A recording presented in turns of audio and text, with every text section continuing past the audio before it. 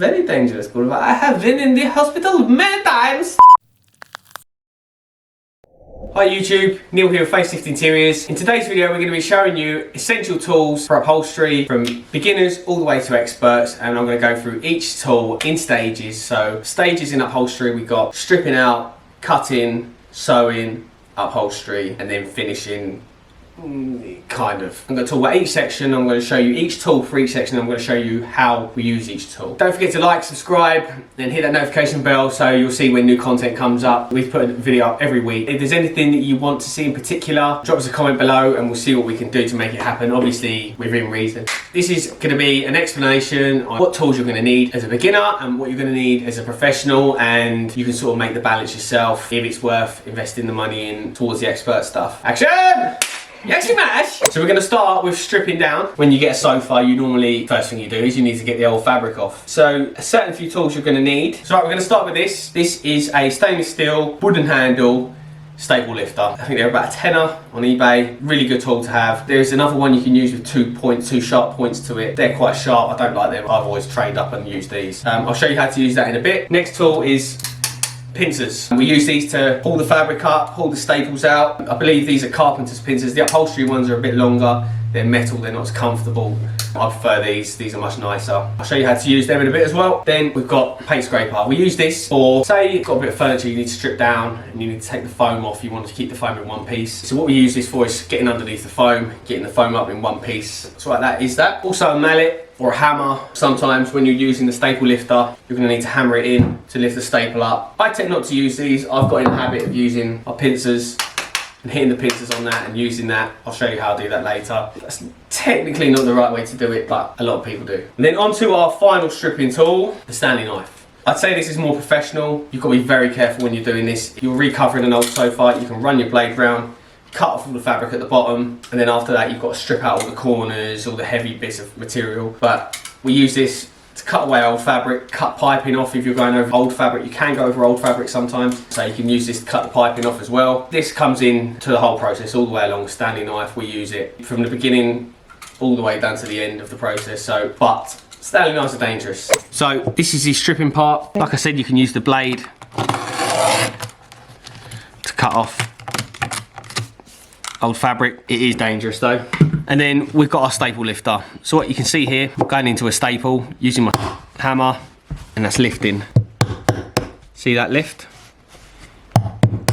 And then what we do is we use these pincers to pull the old staples out. Sometimes we can also use the pincers, if the fabric's on softwood, you can use the pincers to pull the fabric off like that. Strip when you're stripping out. Sometimes we use the pincers to rip the fabric off. Right, so now we're on to the next stage of upholstery, which is cutting. So once you've cut your old fabric off, you're probably going to need to start cutting your new fabric. You're going to go through each tool, beginners to professionals. So first tool is the scissors. These are 12-inch width cutting shears. You can get 10-inch, you can get all sorts of different sizes. These you're going to need beginner to professional, to be fair. You're always going to need some good scissors to cut fabric well. There's nothing worse than blunt scissors when you're trying to cut thin fabric. So scissors are essential. When cutting fabric, you can also cut, I'm just going to jump onto the Stanley Knife again. You can use a Stanley Knife to cut fabric, but it is very dangerous. Only do it if you're experienced and you're professional. We've got a video that we'll put the link up above showing you the difference between cutting with scissors and cutting with a blade, but only cut with a blade unless you take the right precautions, health and safety wise, and you know what you're doing, because it can be very dangerous. I have been in the hospital many times. So the next one is bendy ruler, like Rolf Harris. Oh, I shouldn't mention Rolf Harris. The next tool is a ruler. This is a metal ruler. You can get wooden rulers. This is a metre long. Obviously, this does what it says on the tin. We use it to mark out fabrics, measure fabrics. And then on to the next one is our square. I actually remember a friend of mine bought this for me, and he's passed now. He's not with us anymore. But he actually bought me this one. I remember it. It was probably one of the best things anyone's ever bought me in upholstery. So yeah, this is a square, and it is an amazing tool for when you're squaring off fabric. If you're not sure your fabric's straight, get this. Square it off. We've got a video how to square off fabric and how to start with your cutting process. We'll put that in the link above. Which side? Is it this side? Okay, hello, this side. I'd say this is more professional. You're not going to need this unless you're doing it often. If you're a hobbyist, it's up to you. I mean, they're not that expensive. On to the next tool.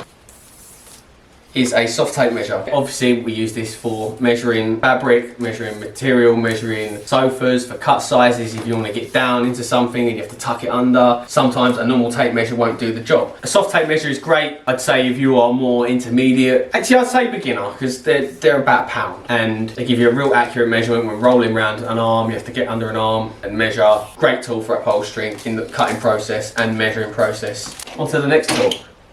This is a tape measure. Also an essential tool when doing upholstery, measuring your cut size, measuring your frame, if you're making a frame. I mean, it's an essential tool, you're gonna need it. So, chalk or a pencil, which I don't have. I have an imaginary pencil. Chalk, obviously for marking fabric. Upholsterers and tailors have been using chalk many a generation, I believe, to mark fabric. Sometimes it's better to do with a pencil. If you're using like a vinyl and you can mark the back, better to use a pencil. You can get a thinner line with a pencil. Obviously chalk is, I wouldn't say essential. If you are on a professional level, you'll probably use this. You probably already do use this. And then onto the next tool, which is a stapler. We use this for if, let's say we cut 2 bits of fabric, they need to be sewn together. Generally you put nips so the nips line up and then you staple it all together so it's not going to move or shift. You can use that, or you can use these. These are pins, standard pins. We use these to pin fabrics together as well. Obviously they're a bit stronger than staples. Staples can pull out. In a factory process, when you've got multiple upholsterers, multiple cutters, multiple machinists, use these very often. Pin all the fabrics together and keep things in place. Those are your essential tools for the cutting process in upholstery. On to the next process, which is sewing. You're not going to need many tools when you're sewing. You need a machine, obviously. You might need your scissors, snip off any threads. Also you've got your thread snips. These are a great little tool when you're sewing and also when you're unpicking, if you have to take something apart. This is great, really cheap as well. And also we've got this tool as well, which is a unpicker. So you can run the unpicker through the thread of a fabric and pop it off. We're going to go in and show you now. We're going to show you the sewing process. Just going to show you a couple of bits and how you might use these tools. Follow me. Right, so this is a bit of fabric I've just cut. It frays quite a lot, as you can see. Some customers like to put their stuff in the washing machine. So we're going to overlock it. If you come down here, I'll show you what an overlocker does. And what this does is this tidies up the edge of the fabric so it isn't going to come undone. So just going to run this through, and as you can see there's three threads feeding this machine. So that is giving you a nice edge there that isn't going to fray. We're going to run the whole thing through there.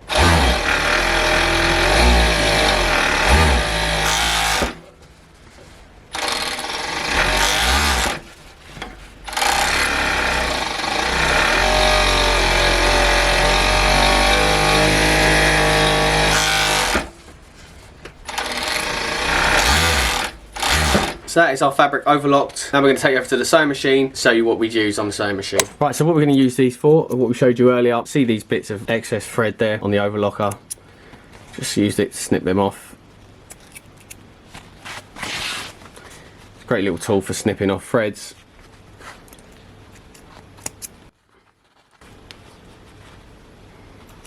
So what I'm going to do now is run this through the machine. This is a walking foot needle feed industrial machine. This is a typical one, I believe it's Chinese. So what you can see here is the foot is walking like this and pushing the fabric. This is what you need, heavy duty machine for thick upholstery fabrics.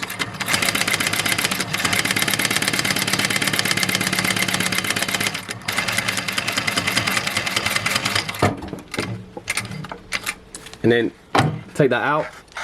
We're going to snip that off using our snips. What I'll show you is how to unpick as well. We're going to use this unpicker. What we're going to do is just run that through the threads. See there?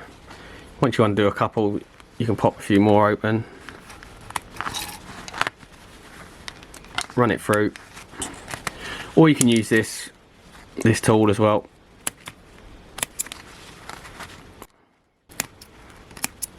Right, so next we are onto the process of upholstery. The most important tool you're going to need, arguably, is compressor. It's what we need for powering our guns. As you can see here, we've got an air line which is connected to the compressor. So I'll show you the guns as well. This is a standard compressor gun, staple gun. So this is what you're going to need to use to staple your fabric down. Alternatively, there is the long nose. See the difference in the size of the noses? Long nose, it can get you into places that a normal gun can't. Underarms, inside deep buttoning, that is going to get you all the way to the bottom. You can use a long nose just normally as well, but that is generally what the long nose is for. Right, so you're going to need a compressor pretty much from beginners all the way up to experts. They vary in range, sizes, price. This one's pretty cheap. You can pick these up for just over 100 quid I think on Amazon. You're going to need it pretty much from the beginning because you can't do everything with little tacks. You're going to need to get a compressor. The next tool we're going to talk about, which is connected to the compressor, is a pin gun. This is a silver line, a nailer 50mm gun. Just shoots out standard straight pins. This is great for if you are building a frame and you want to hold it in place, but before you get your big gun in, use this. It will hold things together for you nicely. And then I'm going to go on to this one, which is our big boy, our BEA 1432-613. This is a proper pin gun. You use these for when you're building sofa frames. So you'll use this to pin all the parts together. It takes, I think this is the maximum size. I think that's 36. I think that is the maximum size you can use. This is a great tool for when you're building like ottoman boxes or frames, sofa frames, anything woodwork that needs pinning together. This is your boy. It's a good company as well, BEA. The next tool we're going to show you is foam cutter. This is a Bosch remortgage your house to afford Bosch foam cutter. There is others on the market now that have come to try and compete because this can work out quite expensive for about £400 for the frame, £50 for the blades, £50 for the guide, and then you get a plate on there as well to guide it. So it can work out in the range for about £600. There is cheaper ones. This is for professionals, I would say. You're not going to need this unless you're doing this professionally. Alternatively, your mum's electric carving knife would do the job. Maybe not as well, but it would still do the job. So that is a Bosch foam cutter. On to the next tool. This is a regulator. Flat end with a hole, sharp end, very strong. Use this for when you're deep buttoning, tidying up. You can use the sharp end for marking when you're doing an outside back if you want to mark the fabric to get a good mark on it, so then you can cut it off. Use it for that. Could be used for multiple reasons. I'd say more towards the expert tool, but I've seen some really great deep buttoning done from people that are new, from hobbyists. So onto the next tool, which is a buttoning needle. So it's like the regulator, but there's no flat bit. It's got a hole in it there. That is for when you're doing your buttons with your twine in there. It pulls your button thread through. Comes in multiple sizes. I think there's longer ones. This is about 12 inches, 13 inches. And you also use these to lash the seats in if you're doing a seat that's lashed in to the frame. So you have your twine up and down, up and down. That is a buttoning needle. Onto this one. This is a skewer. So you've probably seen us use these in other videos. I use these to mark out if we're doing buttoning. It can be used if you've got an outside back that needs stitching on, hand stitching all the way down. You use these to hold it in place. They're really strong, heavy duty, really great for upholstery. I'd say experts on them. So that is skewers. This is a curved 3-inch slipping needle. Spiky one end, like the buttoning needle with a hole at the other end on a loop. We use this for hand slipping. So if you've got to slip a skirt on, you've got to slip anything together, 2 bits of fabric, use this. You can get a 4-inch one, which is a bit bigger as well. You can get thicker ones. It comes in multiple different sizes. This is for, like I said, hand slipping anything on, and the curve gives you some flexibility, shall we say. So that is a slipping needle. These are our trestles. These are very strong. I invested in these because I had some plastic ones. They didn't last very long when you've got sofas going up all day on them. The plastic eventually gave way. So I invested in these. These are a really good tool, definitely for experts. If you're a learner and you're still learning, use a normal table, put a cover on it. If you are doing it quite often, it's worth the investment. Really strong. They hold up to I think £1,300 each or £2,600 the pair. So it's obviously quite a lot of weight. Really heavy duty, built to last. You can get a 2x4 bit of wood, link it in between the two, make it even stronger, even sturdier. Legs are adjustable. You can adjust the height. Yeah, that's the trestles. Great tool for upholsterers. Definitely needed if you're an expert. Next is your last tool in the process. I wouldn't say last tool, but very close. When you're upholstering, you use metal gripper, and metal gripper generally goes on towards the end when you're putting on outside wings, outside arms, outside back. These are garden snips. Metal gripper will eat through scissors and they will be no good, and they'll only be good for that. Buy these, great little investment. Cuts through tank trap, metal gripper like a knife through batter. They are your metal snips. On to our next tool, tack hammer. Also the last part, studs. Always go on last. It's like the decorative final part. They're quite heavy, they need to be, because the studs need a bit of force to go in. So you've got a metal side and you've got plastic side to protect the heads of the studs because they will dent. So those are your essential tools for upholstery, from beginners all the way to professionals. I hope you enjoyed this video and found it very informative. I've had a great time. Don't forget to hit that like, subscribe button and hit that bell. Till next week, thanks for watching.